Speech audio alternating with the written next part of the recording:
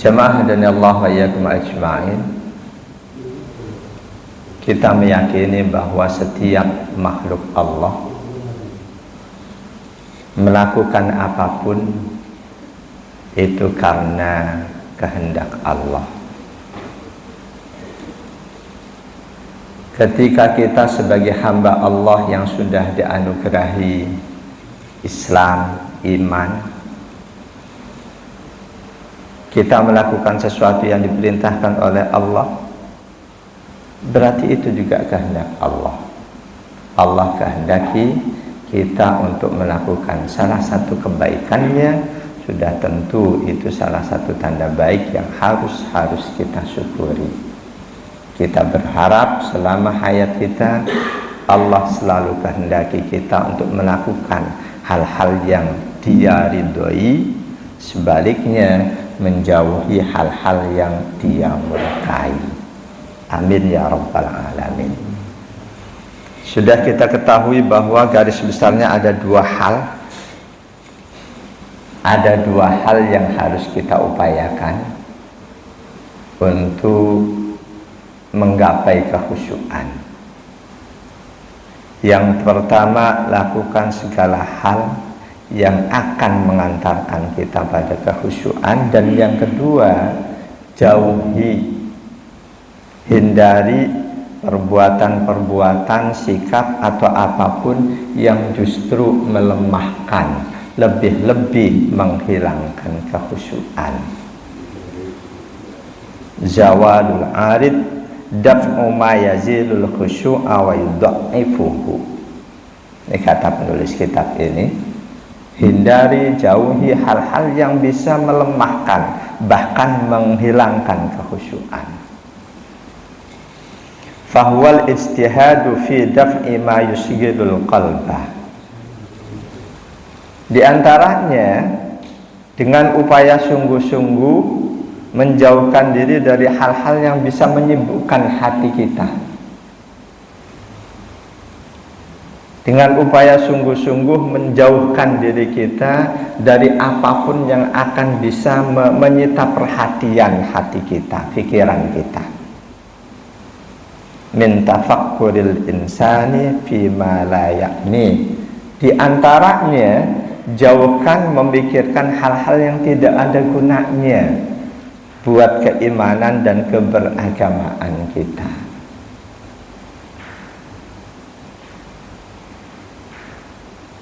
Di luar sholat saja, di luar sholat, memikirkan hal-hal yang tidak ada manfaatnya buat keberagamaan kita, di luar sholat itu sudah mengurangi nilai keislaman kita di hadapan Allah.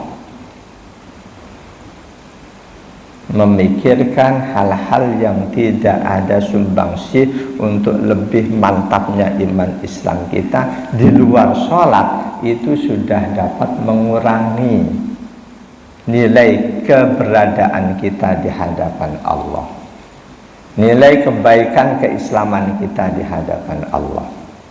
Lebih-lebih ketika hal itu kok kita pikirkan di dalam sholat.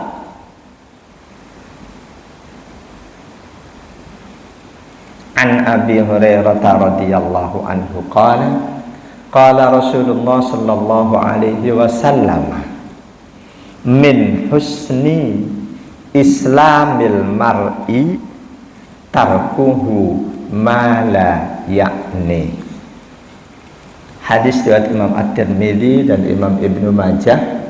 Status hadisnya sahih.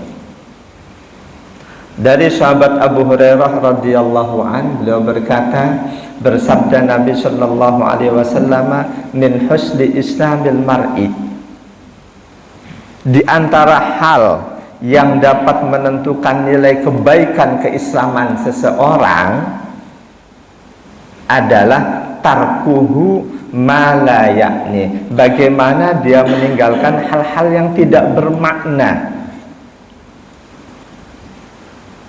Dari aktivitas apapun yang kita lakukan dalam kehidupan ini harus kita tujukan untuk bagaimana keislaman kita, keimanan kita, ketakwaan kita selalu dapat lebih meningkat. Bagaimana pemahaman keagamaan kita bisa menjadi lebih baik. Bagaimana pelaksanaan perintah-perintah Allah bisa lebih baik.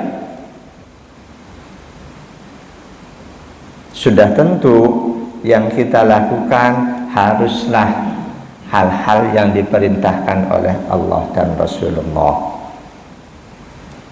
Yang kedua, kalau toh yang kita lakukan itu sesuatu yang bersifat mubah pada mulanya, di situ nggak ada perintah Allah, nggak ada perintah Rasul, tapi kalau itu harus tetap kita lakukan, kaitkan dengan keagamaan kita. Aku lakukan ini demi supaya aku lebih memahami, lebih baik dalam melaksanakan perintah agamaku. Memikirkan hal-hal yang tidak bermakna di luar sholat itu sudah bisa mengurangi nilai keislaman kita.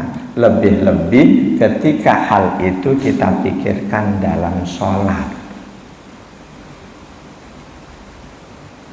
Jamaah dan Allah wa yakum ajma'in. Wa tadabburul jawanibil lati tajdibul qalba an maqsudil khusyuk. Memikirkan sisi kehidupan yang akan dapat menarik hati dari memikirkan sholat, itu hindari. Wa hada fi kulli 'abdin bihasabihi. Dan ini kembali relatif ke masing-masing kita. Ada yang oleh Allah diberi kemampuan, baru saja kita memikirkan kerjaan kita yang sangat berat, begitu waktunya sholat Allahu Akbar, kita langsung bisa memutuskan pikiran-pikiran itu. Sebaliknya ada memikirkan sesuatu dari kemarin sampai sekarang masih kepikiran terus, nggak hilang-hilang. Masing-masing orang berbeda. Ada yang punya kiat bagaimana sih memutuskan sesaat yang tadi kita pikirkan, begitu kita ngerjain sholat langsung pikiran itu lenyap. Ada yang sebaliknya terlalu gampang, kemarin dia caci maki orang ingat terus sampai berhari-hari dalam sholat pun teringat terus. Tentu itu tanda-tanda yang kurang baik.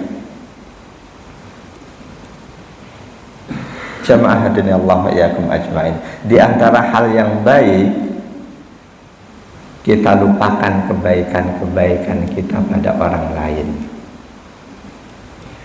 Sebaliknya, kita selalu teringat keburukan kita pada mereka.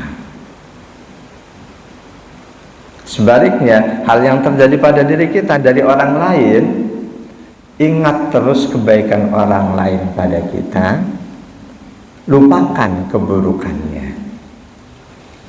Itu bisa disimpulkan dari apa yang dicontohkan oleh Rasul.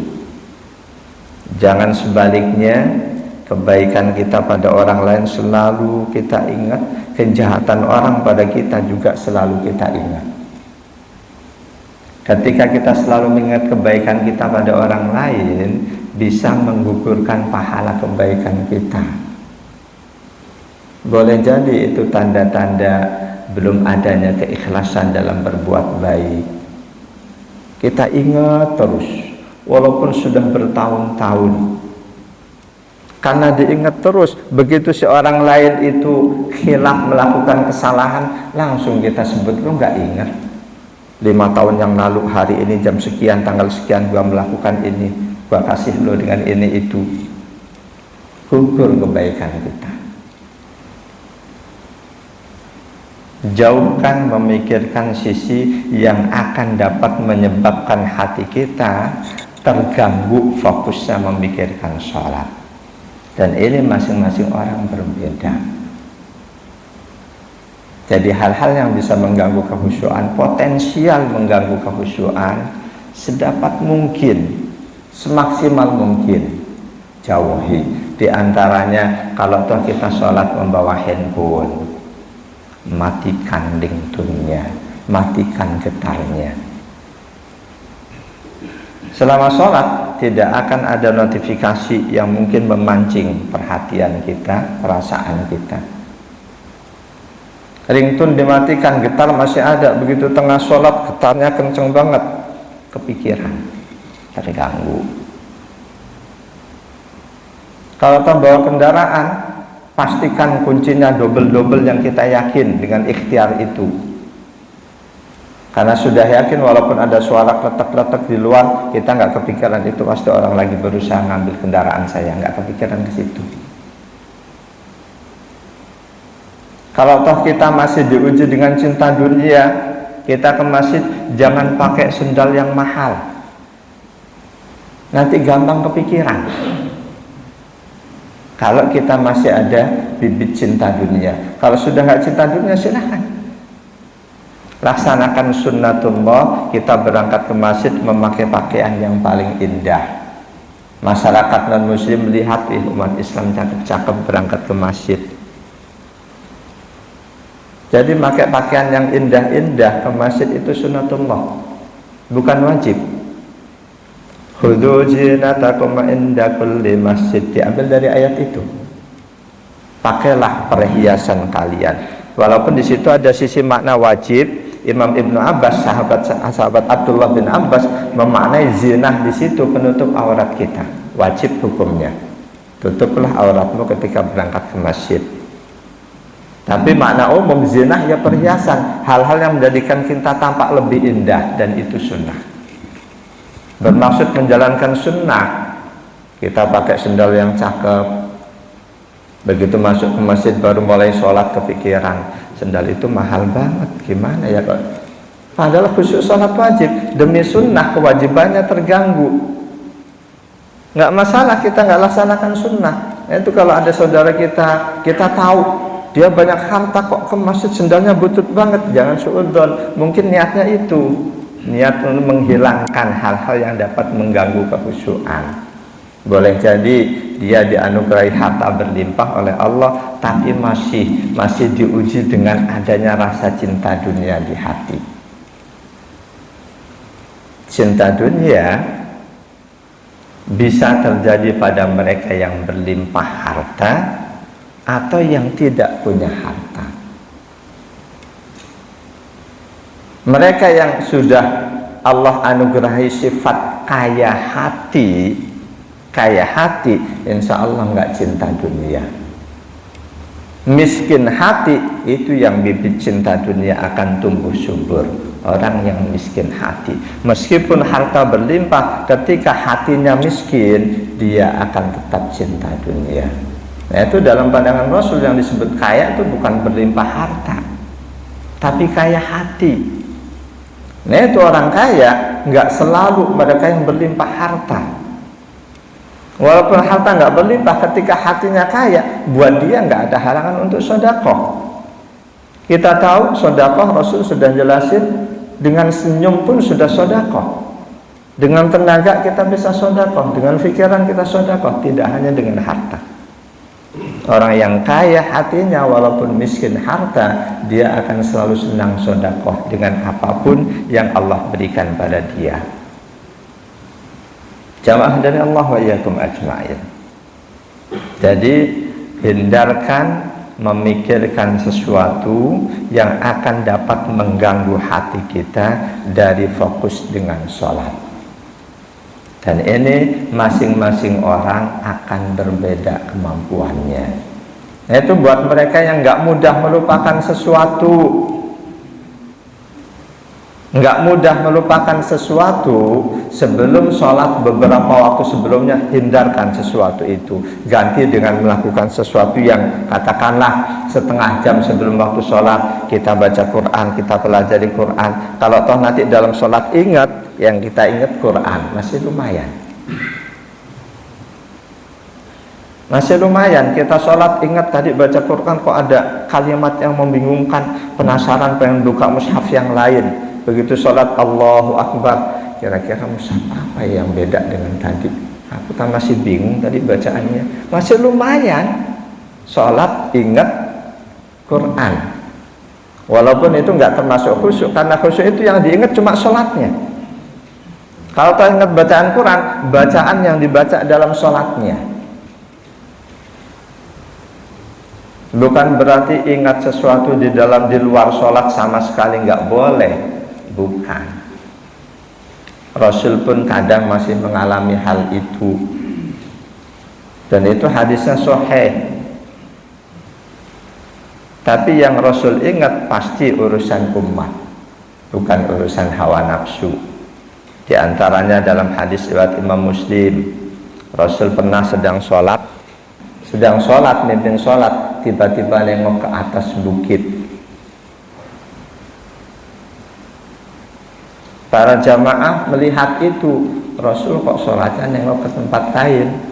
Dari sinilah ulama fikih menyimpulkan dalam sholat sunnahnya fokus memandang tempat sujud, tapi melihat tempat lain kalau itu ada hajat boleh. Belakangan diketahui Rasul ngasih tahu, ingat beliau menempatkan tim pengawas pemantau musuh di atas sana, beliau lihat. Jadi bukan berarti selama kita sholat 100% hal di luar sholat harus lupa, bukan. Yang jelas dominan fokus pikiran kita harus ke sholat, sedapat mungkin harus 0% kita memikirkan urusan nafsu. Yang demen main game ternyata nggak cuma anak muda. Saya banyak lihat ada orang yang sudah umur demen main game juga. Boleh jadi sedang sholat ingat gamenya, ini nafsu berarti. Jamaah dan Allah wa iyyakum ajma'in. Jangan banyak memikirkan hal-hal yang di luar sholat, apalagi yang berhubungan dengan hawa nafsu, syahwat, keinginan-keinginan. Fa inna kasratal waswasi bihasabi kasratis subuhati wasyahawati. Was-was dalam hati kita, seberapa banyak adanya was-was itu sangat berhubungan dengan sejauh mana syahwat kita, sejauh mana keinginan-keinginan kita dengan sesuatu. Keinginan yang sangat kuat terhadap katakanlah dunia politik, itu kita sholat was-was akan sering muncul dengan masalah politik itu. Ketika syahwat politik kita sangat tinggi,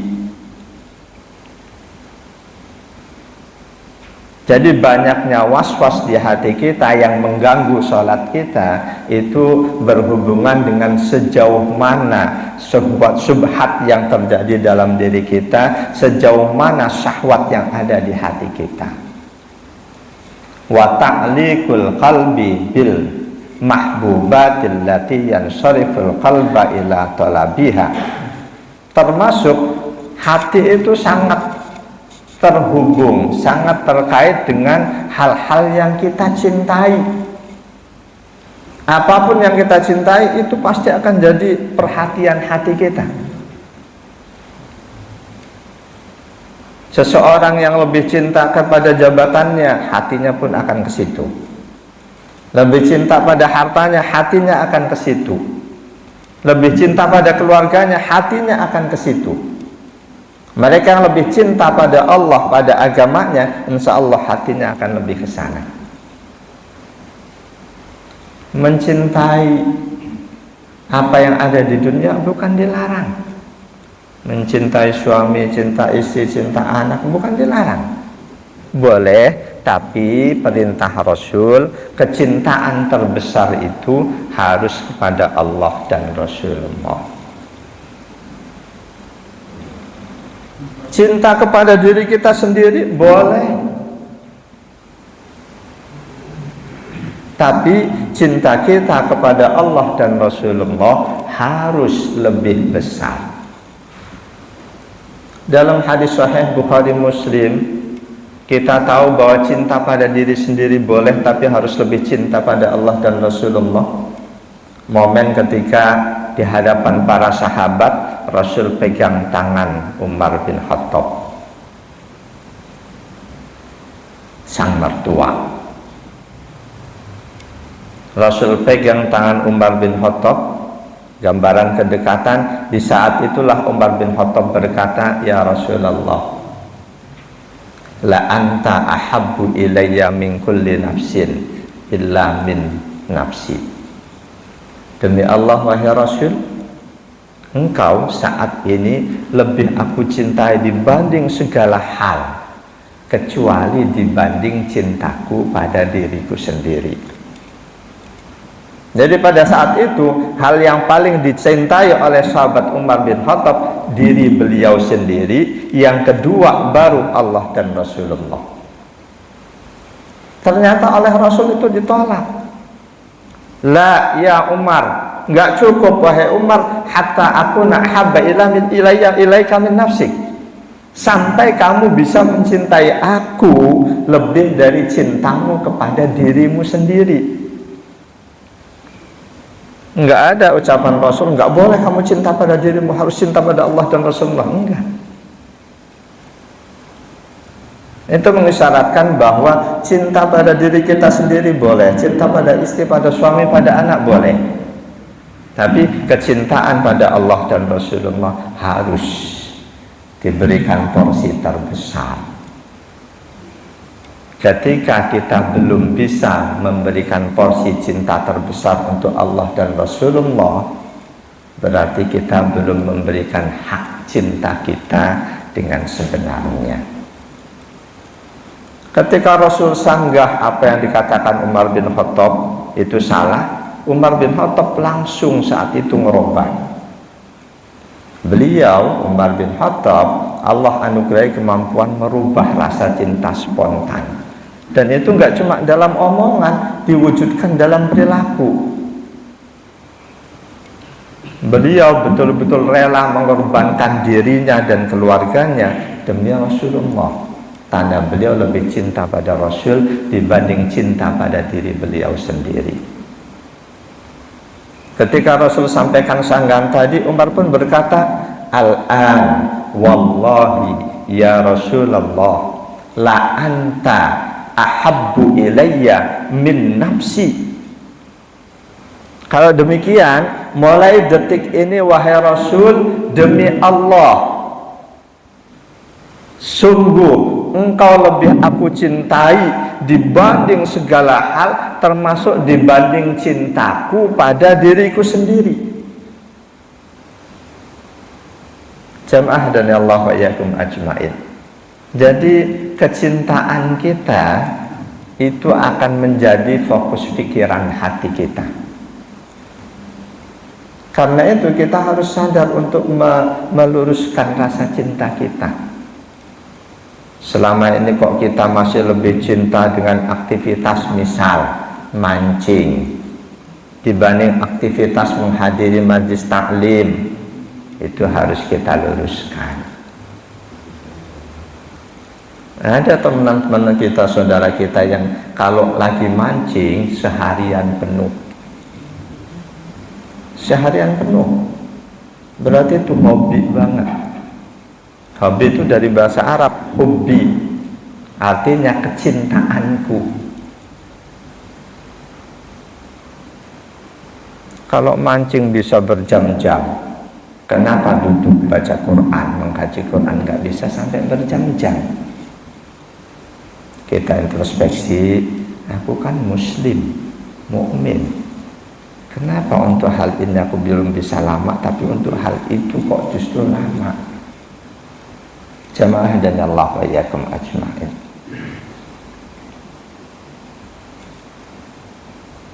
Wal makruhatil lati yansariful qalba ila daf'iha. Sebaliknya, untuk hal-hal yang tidak kita sukai, pasti hati itu akan menjauhi. Ini ditulis oleh Ibnu Taimiyah dalam Majmu'atul Fatawa. Jadi hati akan lebih fokus memikirkan hal-hal yang dia cintai. Hal yang tidak dia sukai, hati nggak akan pikirin. Apa yang gua pikirin? Jamaah dan Allah wa iyyakum ajmain. Wa bina'an ala hadha at-taqsimi nasta'ridu fi ma yali ta'ifatan min asbabil khusyuk. Didasari pembagian dua hal tadi. Pertama, lakukan hal-hal yang akan dapat membantu kita khusyuk. Yang kedua, jauhi hal-hal yang dapat mengganggu kekhusyuan. Kata penulis kitab ini, berikutnya sebab-sebab khusyuk dalam sholat. Al-hirsu ala ma yajlibul khusyuk. Yang pertama, semangat dalam diri kita masing-masing untuk bisa khusyuk. Kemauan untuk bisa khusyuk harus ada. Hal-hal yang mengganggu mungkin prosentasenya nggak terlalu besar. Ketika semangat untuk khusyuk dalam diri kita sudah sangat kuat, meskipun lingkungannya nggak terlalu kondusif untuk menciptakan kekhusyuan, insya Allah tetap bisa khusyuk. Sebaliknya, manakala keinginan untuk khusyuk lemah, keinginan untuk bisa sholat dengan khusyuk nggak terlalu kuat, meskipun lingkungannya kondusif banget, boleh jadi tetap tidak khusyuk. Karena lingkungan bagaimanapun, hal yang mengganggu kekhusyuan tetap ada. DKM Masjid berusaha menciptakan, membuat masjid yang nyaman, yang indah, yang tentram, yang tenang. Diupayakan supaya jamaahnya bisa khusyuk. Nggak selalu bisa khusyuk. Karena faktor pengganggu, iblis, jin, nggak selamanya. Dia nggak akan pensiun sebelum dipensiun oleh Allah. Dia resmi dapat SK dari Allah untuk mengganggu kita. Boleh jadi kalau ada istilah dosa buat iblis, iblis nggak merasa berdosa mengganggu manusia. Buat mereka kamus dosa sudah nggak ada. Mereka sudah sadar. Jadi seindah apapun, sekondusif apapun lingkungan sholat, faktor pengganggu kekhusyuan tetap ada. Iblis sekurang-kurangnya. Apalagi di dalam diri setiap manusia ada satu lokasi yang memang itu nyaman untuk iblis, nafsu kita. Kalau kita lepaskan nafsu kita, tidak kita kendalikan, iblis akan nyaman bersarang dalam nafsu kita. Makin hari nafsu kita akan semakin menguat. Bisa jadi selanjutnya hati nurani pun akan kalah oleh nafsu yang demikian kuatnya. Jadi semangat dalam diri kita masing-masing untuk khusyuk itu yang paling menentukan. Menghindarkan diri, menjauhkan diri dari hal-hal yang mengganggu itu cuma faktor tambahan. Wa hadza yakunu bi umurin minha. Nah, kata penulis kitab ini dalam perenungan beliau, penghayatan beliau, juga kesimpulan dari nas-nas Quran hadis yang beliau ketahui, sekaligus dari apa yang dipraktikkan para sahabat. Beliau menyatakan berikut ini bisa diupayakan, bisa dilakukan untuk membantu supaya kekhusyuan dalam diri kita bisa terwujud. Yang pertama, al-isti'dadu lis-sholati wa tahayyu'u laha. Adakan isti'dad, adakan persiapan untuk sholat. Jangan sekonyong-konyong. Ini kembali bagi kita-kita yang tidak mudah melupakan sesuatu. Bagi kita yang tidak mudah melupakan sesuatu, perlu mengadakan persiapan sebelum kita sholat. Sebelum sholat kita ngerjain tugas-tugas keseharian kita. Ketika kita nggak gampang melupakan tugas-tugas itu, kita sudah sholat Allahu Akbar masih ingat dengan tugas tadi. Nah itu biasakan beberapa waktu, beberapa puluh menit atau beberapa menit sebelum sholat, tugas-tugas itu sudah kita tinggalkan, kita ganti dengan melakukan hal-hal yang ada hubungannya dengan sholat. Apa kita pelajari syariat sholat, syarat rukun sholat, atau kita murojaah bacaan yang akan kita baca dalam sholat, sehingga ketika kita sholat yang kita ingat hal-hal itu, hal terakhir yang tadi kita lakukan sebelum kita sholat. Buat kita yang mudah banget melupakan sesuatu, kita punya kiat sendiri. Walaupun sesaat tadi kita ngerjain apa, begitu sekarang ngerjain yang lain kita langsung bisa fokus. Mungkin persiapan tidak terlalu diperlukan. Mungkin banyak hadis-hadis yang bisa difahami bahwa hadis itu menganjurkan kita untuk mengadakan persiapan sebelum sholat. Jadi omongan bisa dipahami dari berbagai sisi. Sabda Rasul, hadis Rasul, as-sunnah atau al-hadis itu pun bisa dipahami dari berbagai sisi. Demikian juga ayat Quran. Nah, wujud persiapan yang disyaratkan dalam teks hadis atau bahkan ayat Quran, persiapan untuk mengerjakan sholat agar selanjutnya hati kita lebih mudah fokus ke sana. Wa yusalu dzalika bi umurin.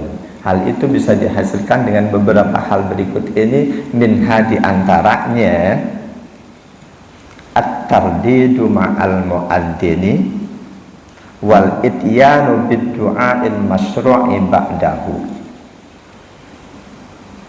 Ketika kita dengerin adzan, tinggalkan aktivitas yang lain, laksanakan sunnah berkaitan dengan adzan. Kalimat-kalimat adzan yang dilantunkan muadzin, tardid, ulangi kalimat itu. Allahu Akbar, Allahu Akbar, Allahu Akbar. Terus sesuai sunnah Rasul. Ketika sampai di hayya 'alas shalah, la haula wala quwwata. Ketika adzan dikumandangkan kita masih mengerjakan hal lain, kita tidak akan bisa melaksanakan sunnah ini. Rasul janjikan balasan yang istimewa bagi siapapun yang selalu menimpali adzan, menjawab adzan, ditutup dengan doa sesudah adzan. Rasul berikan iming-iming yang istimewa. Ini bisa kita pahami bahwa Rasul menganjurkan tinggalkan semua aktivitas ketika adzan sudah dikumandangkan. Sekaligus itu sebagai wujud persiapan yang paling minim sebelum kita mengerjakan sholat. Jawab adzan sesuai dengan yang dicontohkan oleh Rasul. Walaupun ada beberapa khilafiyah, di antara khilafiyahnya kita singgung fikih sedikit. Ini khusus adzan subuh. Bagaimana kita menjawab taswib? As-salatu khairum minan naum. Itu ada khilafiyah. Ada yang mengajarkan dengan balasan sodaqta wa barorta wa barilta. Yang lain karena nggak ada contoh dari Rasul jawabannya gimana, kembali ke hadis awal, ucapkanlah seperti yang diucapkan oleh muadzin. Kita baca as-salatu khairum minan naum. Saya praktekkan dua-duanya. Muadzin as-salatu khairum minan naum, shadaqta wa barata, as-salatu khairum minan naum. Itu khilafiyah yang enggak terlalu, hampir semua khilafiyah itu enggak perlu dimasalahkan. Mungkin yang perlu kita ketahui pandangan ini dalilnya sahih atau tidak, ini sahih atau tidak. Ketika sama-sama sahih itu khilafiyah. Ketika yang satu sahih, yang satu kok hadis maudhu apalagi atau hadis dhaif, ini masih bisa dianggap sebagai khilafiyah, tapi sudah tentu ketika yang satu dalilnya sahih, yang satu dhaif, kita harus memilih yang sahih. Jamaah dan Allah yakum ajma'in. Jadi wujud persiapan terdekat, persiapan minimalis sebelum kita sholat, yang insya Allah dengan itu kekhusyuan akan bisa terbantu. Untuk mewujudkan kekhusyuan akan bisa lebih mudah. Jawab kalimat-kalimat muadzin, setelahnya doa yang disyariatkan, diperintahkan Rasul. Allahumma rabb hadhihi da'wati tammah. Kita semua hafal itu. Lakukan kedua hal itu, menjawab muadzin dan berdoa setelah selesai adzan. Lakukan dengan niat mendapatkan apa yang dijanjikan oleh Rasulullah, sekaligus sebagai wujud persiapan sebelum kita sholat. Kalau dari rumah adzan nggak terlalu jelas terdengar, berarti secara tidak langsung berangkatlah ke masjid sesaat sebelum adzan dikumandangkan. Kalau benar-benar sesaat begitu sampai masjid adzan dikumandangkan, nggak ada waktu untuk tahiyatul masjid, berarti sesaatnya ditambah lagi 2 saat untuk bisa kita sholat tahiyatul masjid. Selesai tahiyatul masjid kita duduk dengar adzan, kita jawab. Andaikan pikiran kita tidak tidak mudah melupakan aktivitas terakhir yang kita lakukan, otomatis selanjutnya yang kita ingat ya tadi, kita berangkat ke masjid, kita sholat tahiyatul masjid, kita jawab adzan.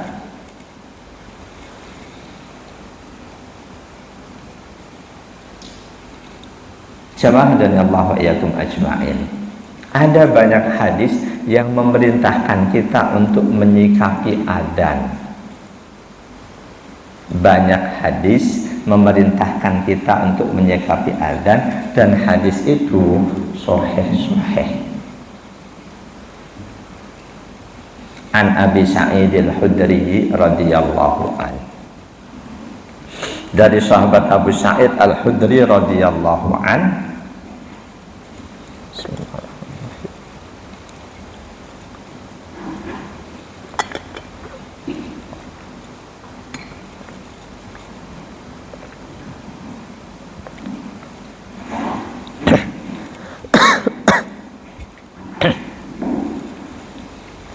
Anna Rasulullah sallallahu alaihi wasallam qala idza sami'tumun nidaa.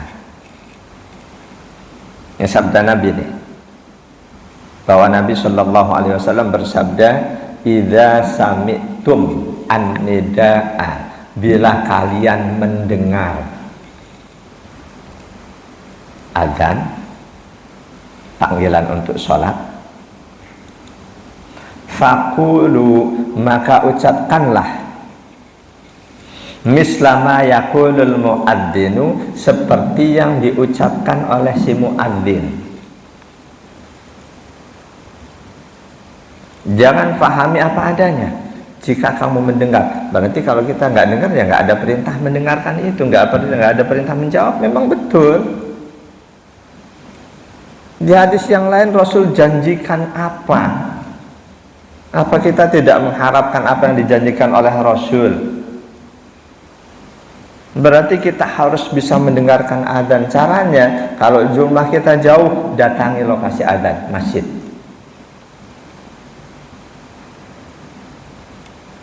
Memang betul secara fikih yang disunahkan menjawab adzan mereka yang mendengar adzan. Aku nggak pengen jawab lah, karena itu aku harus menjauh. Siapa yang menjauh dari adzan? Di hadis sahih, yang menjauh lari terbirit-birit jin, iblis.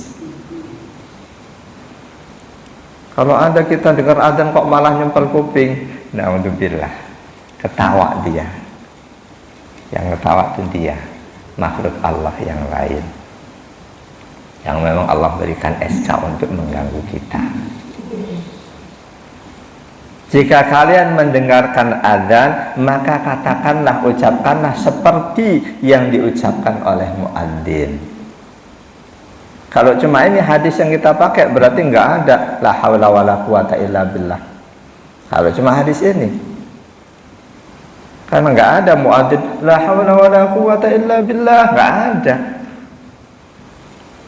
Hayya 'alas shalah, hayya 'alas shalah. Kalau cuma hadis ini.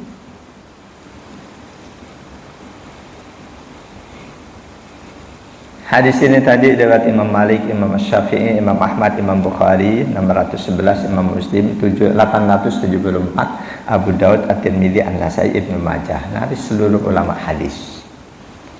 Hadis yang lain lagi, An Jabir bin Abdullah, dari sahabat Jabir bin Abdullah radhiyallahu anhuma, anna Rasulullah sallallahu alaihi wasallam qala, bahwa Nabi sallallahu alaihi wasallam bersabda, man qala hina yasma'un nida'a, siapa saja yang membaca ketika selesai mendengarkan azan, dia baca Allahumma rabba hadhihi ad-da'wati tammah was-salatil qa'imah, dan selanjutnya halat lahu syafaati yaumal qiyamah, maka dia pasti akan mendapatkan syafaatku di hari kiamat nanti.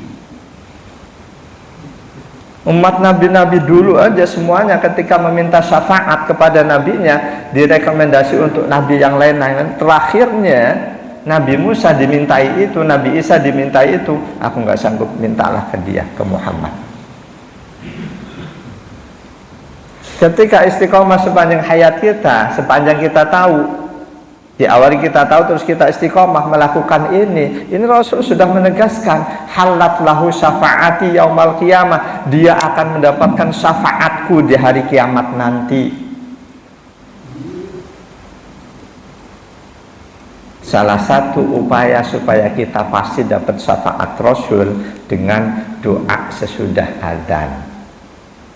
Salah satu upaya. Upaya yang lainnya dengan memperbanyak sholawat. Upaya yang lainnya lagi dengan istiqomah berusaha menjalankan sunnah-sunnah beliau. Jadi buat kita banyak jalan untuk bisa mendapatkan syafaat Rasul. Satu di antaranya dengan senantiasa berdoa sesudah azan. Hadis ini riwayat Imam Ahmad, Imam Bukhari 614, Abu Daud, At-Tirmidzi, An-Nasai, dan Imam Ibnu Majah, juga oleh imam-imam yang lain dengan perbedaan redaksi.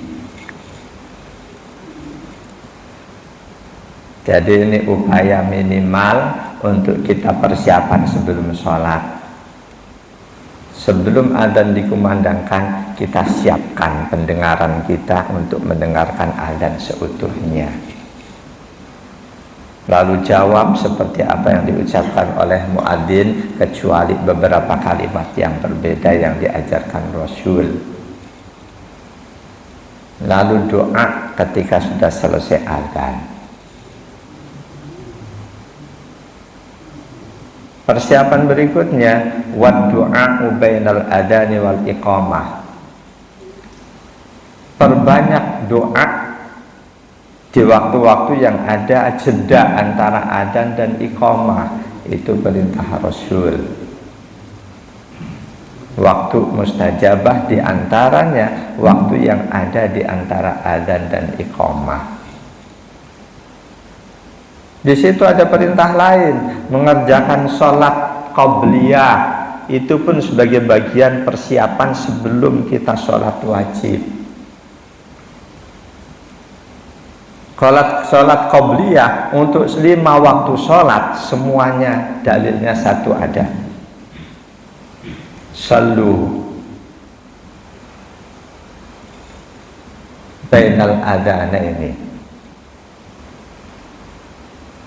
Kerjakanlah sholat di antara 2 adzan, adzan dan qomat. Itu hadis umum bahwa qabliyah untuk semua sholat itu ada.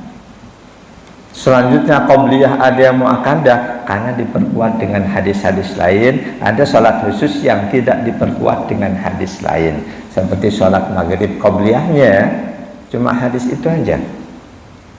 Ada hadis lain serupa dengan itu, shollu qabla sholatil maghrib. Ada kalimat liman sya'ah, riwayat Imam Bukhari. Karena itu qabliyah maghrib disimpulkan oleh ulama fikih sunnah ghairu muakkadah.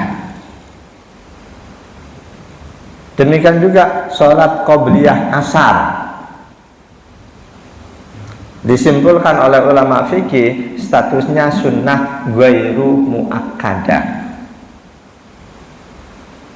Meskipun ghairu muakkadah, bukan tidak ada janji Rasul di situ. Ada hadis sahih, ada yang menilainya hadis itu hasan. Man shalla rahimallahu imra'an shalla qabla sholatil asri. Ini hadisnya. Rahimallahu imra'an shalla qabla sholatil asri. Allah akan menyayangi, Allah merahmati orang-orang yang ngerjain sholat sebelum sholat asar, sebelum sholat wajib, berarti qabliyah asar. Meskipun ulama fikih menyimpulkan qabliyah asar itu sunnah ghairu muakkadah, Rasul janjikan itu, siapapun yang istiqomah ngerjain qabliyah asar, Allah akan merahmati dia. Lalu yang ketiga, wal ihsanul wudu. Ini harusnya ditempatkan di pertama ini. Wat tasmiyatu qablahu wad dzikru wad du'a ba'dahu. Termasuk persiapan sebelum sholat, wudunya harus secakep mungkin. Jangan sembrono. Jangan pernah wudu tergesa-gesa. Allah anugerahi kita air cukup, jangan terlalu pelit menggunakan air. Dikhawatirkan wudhu kita ada bagian tubuh yang tidak basah. Tapi juga jangan terlalu boros, royal, itu makruh, bahkan bisa haram, tergantung berapa banyak yang dibuang-buang. Baguskan wudhu, jangan lupa baca basmalah sebelumnya, dan dzikir serta doa sesudahnya. Itu pun diperintahkan oleh Rasul, dan Rasul berikan iming-iming siapapun yang selalu melakukan itu. Berwudu lalu berdoa setelahnya. Insyaallah kita semua, saya baik sangka sudah hafal doanya. Jadi bagian fikih. Persiapan yang lainnya lagi, yang keempat, wal i'tina'u bisiwak. Siwak. Insya Allah kita semua mempraktekkan siwak dalam makna umum. Setiap upaya membersihkan gigi itu masuk kategori siwak.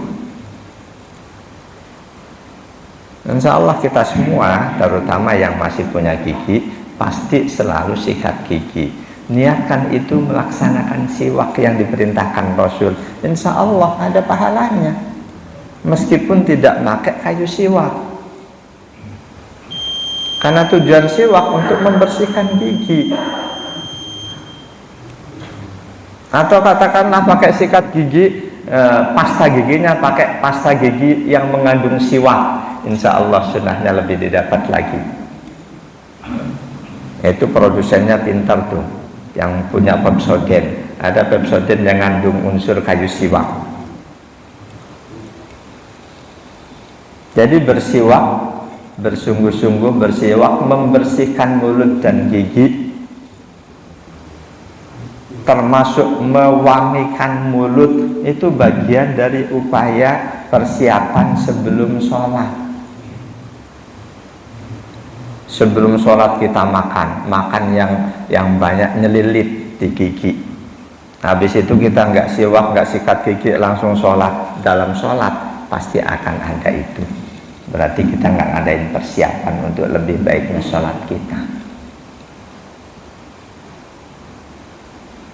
Jadi siwak yang diperintahkan Rasul tujuannya untuk membersihkan mulut dan sekaligus mengharumkan mulut.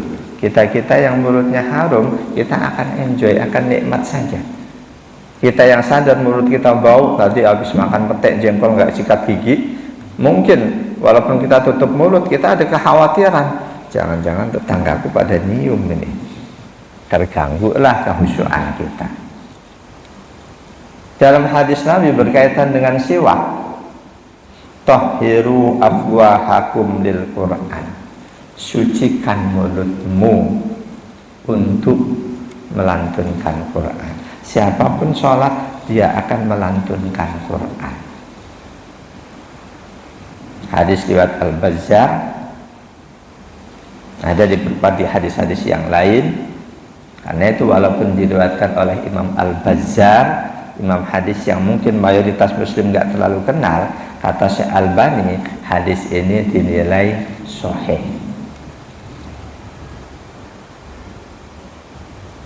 Termasuk wujud persiapan sholat, wa ahduz zinati bil libas al hasani an nadif, gunakan pakaian yang bersih, yang wangi. Itu bagian dari persiapan agar sholat kita lebih baik.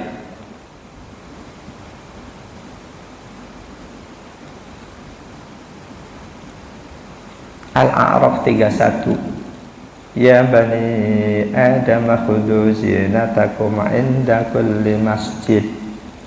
Tadi sudah saya singgung.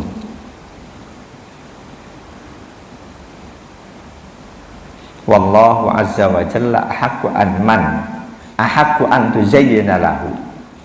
Kita pakai pakaian indah untuk seseorang, kita memakai indah untuk Allah itu jauh lebih utama. Kalau untuk seseorang kita selalu jaga pakaian yang pantas, untuk Allah harusnya kita lebih menjaga lagi. Kalimat itu, kita mengindahkan diri di depan seseorang, harus lebih mengindahkan diri di hadapan Allah, itu diambil dari teks hadis lain yang sahih yang lebih tegas. Wallahu ahaqqu an, Allah lebih berhak untuk kamu bayar hutang-hutangmu kepada Allah.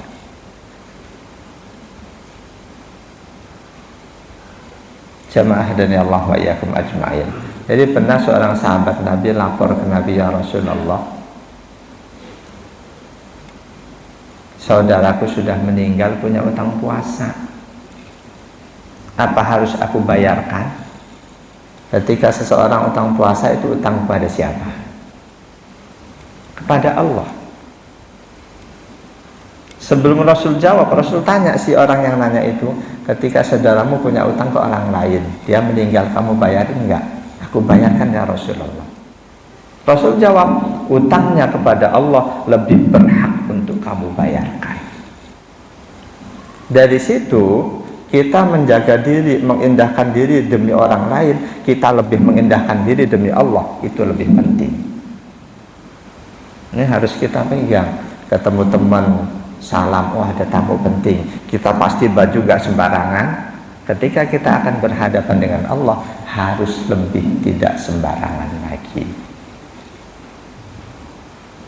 Kita mengindahkan diri di depan makhluk Allah, harus lebih mengindahkan diri di hadapan Allah. Jamaah dan Allah wa iyyakum ajma'in. Termasuk persiapan diri dengan bisatil aurah wa taharatil buq'ah wa tabkiri wa intidharis shalah. Dengan nutup auratnya harus hati-hati, mensucikan tempat sholat kita, harus pasti bawa sajadah yang suci. Jangan bawa sajadah dari rumah sampai masjid, begitu sujud kok tercium kencing kucing, nggak akan khusyuk. Berangkat lebih cepat ke masjid, Untuk kita sholat tahiyat, untuk kita menunggu sholat lebih baik dibanding menunggu yang lain. Wa kadzalika taswiyatus sufuf, termasuk bagian dari persiapan sholat sahnya. Ikuti apa yang sudah disyariatkan oleh Rasul. Di annas sayatina tatahallal faraja bainas sufuf. Serapat apapun kita, setan tetap bisa ada di celah-celah itu. Tapi Rasul berikan jaminan, ketika kita sudah berusaha merapatkan saf kita, Allah akan jaga untuk setan tidak bisa di sela-sela saf kita. Jamaah dan Allah ya teman. Tadi itu bagian dari persiapan-persiapan menyambut sholat yang diperintahkan oleh Rasulullah Shallallahu Alaihi Wasallam. Kita datang duluan untuk menunggu sholat. Itu oleh Rasul berikan jaminan yang sangat indah. An Ali bin Abi Thalib, dari sahabat Ali bin Abi Thalib, anna Rasulullah Shallallahu Alaihi Wasallam qala, Rasul bersabda, isbagul wudu fil makari, sempurnakan wudu meskipun di musim yang kamu nggak sukai, musim dingin, tetap wudu sempurnain. Wa i'malul aqdami ilal masjid, gunakan kaki menuju masjid. Ini redaksinya seperti itu. Wa iqdamul aqdami wa i'malul aqdam, gunakan kaki ilal masjid, menuju masjid. Naik kendaraan apa jalan kaki? Jalan kaki. Wa intidarus sholati ba'da sholat, kita kerjakan sholat qabliyah, habis itu nunggu sholat wajib. Semua itu yaksirul khotoya ghuslan, itu bisa membasuh dosa-dosa benar-benar seperti basuhan yang bersih. Hadis riwayat Imam Abu Ya'la, hadis ini hasan. Di hadis yang lain, an Abi Hurairah radhiyallahu anhu qala, dari sahabat Abu Hurairah radhiyallahu an, beliau berkata, qala Rasulullah sallallahu alaihi wasallam, Rasulullah sallallahu alaihi wasallam bersabda, ala adullukum ala ma yarfa'ullahu bihi darajati wa yukaffiru bil khataya. Kalian semua sahabatku, mau tidak aku beritahu sesuatu yang jika kalian lakukan, Allah akan tinggikan derajat kalian dan Allah akan hapuskan dosa-dosa kalian.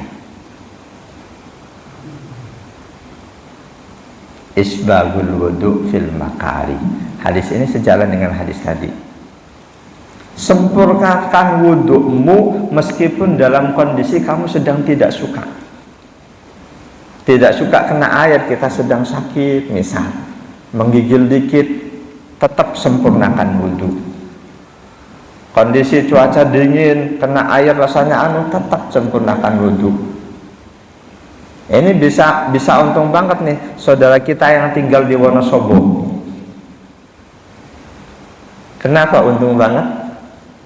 Di situ dingin terus, sempurnakan wudu, berarti dapat terus nih.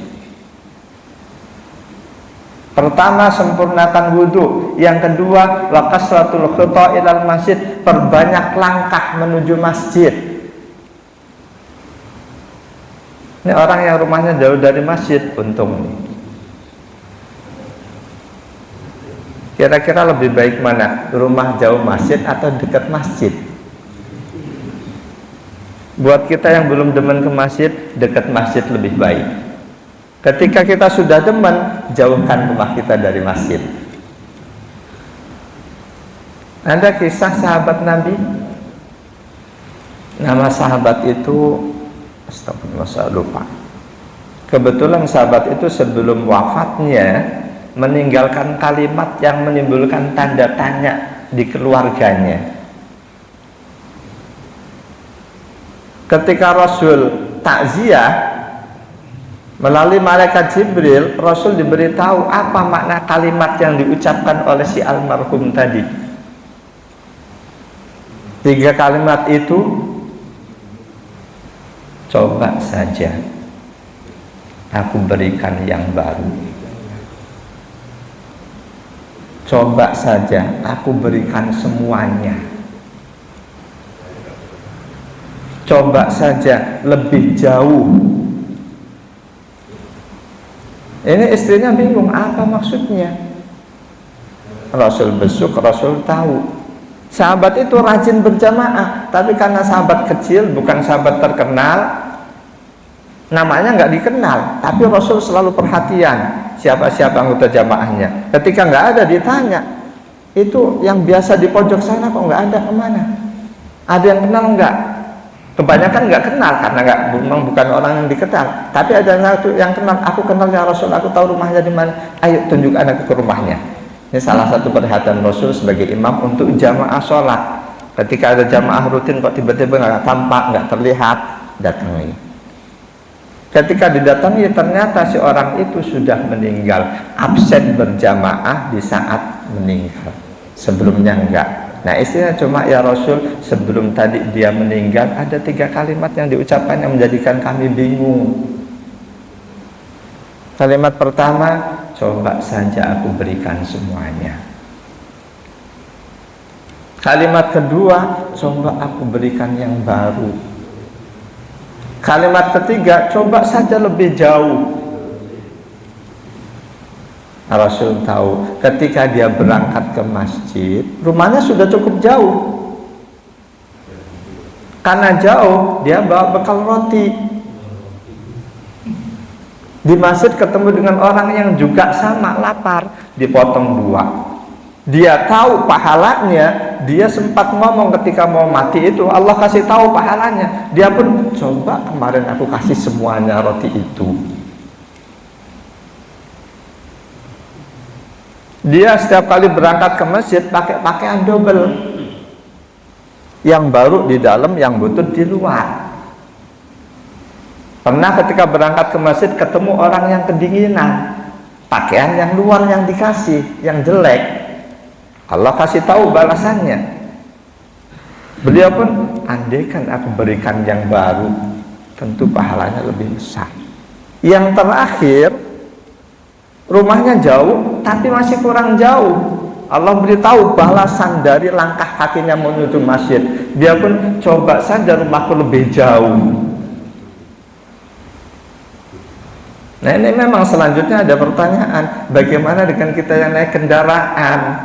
Ada jawaban yang enak, ya udah putaran rodanya jadi anggap langkah kaki. Wallahu a'lam bishawab. Insyaallah kita lanjutkan di kesempatan lain barang